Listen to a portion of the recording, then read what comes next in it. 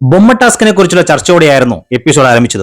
ഏറ്റവും നന്നായിട്ട് ബൊമ്മ task കളിച്ചതിന് next ടീമിന് ഒരു അവാർഡ് കൊടുത്തിരുന്നു ലാലേട്ടൻ. പിന്നീട് കയറി കെട്ടിക്കൊടുത്ത ടാസ്കിനെ കുറിച്ച് സംസാരിക്കുമ്പോൾ നോറ പറയുകയുണ്ടായി, എനിക്കൊട്ടും സ്മോക്ക് ഇഷ്ടമല്ല, പക്ഷേ ജിൻഡോ എന്നെ സ്മോക്കിംഗ് റൂമിലേക്ക് കൂട്ടിക്കൊണ്ടുപോയി, അതോടെ എന്റെ മൂഡ് സ്പോയിലായി എന്നൊക്കെ പറഞ്ഞ് ആ ടാസ്കിലെ ഇൻവോൾവ്മെന്റ് ചെയ്യാത്ത കാര്യത്തെ ന്യായീകരിക്കാൻ നോറ ശ്രമിച്ചപ്പോൾ അതിനെ തച്ചുടച്ച് നോറ പറയുന്നത് കള്ളമാണെന്ന് തെളിയിക്കാൻ ജിൻഡോയ്ക്ക് സാധിച്ചു. സ്മോക്ക് ചെയ്യാൻ പോണമെന്ന് ഞാൻ പറഞ്ഞിരുന്നു, പക്ഷേ പോയില്ല. അത് എല്ലാവർക്കും അറിയാം. മാത്രമല്ല ആ ഗെയിം കുറച്ച് എന്റർടൈൻമെന്റ് ആക്കാനും ഞാൻ ശ്രമിച്ചിരുന്നു എന്നല്ലാതെ മനഃപൂർവ്വം നോറയെ വേദനിപ്പിക്കാൻ ഒന്നും ഞാൻ ശ്രമിച്ചില്ല എന്നൊക്കെ ജിൻഡോ പറഞ്ഞിരുന്നു.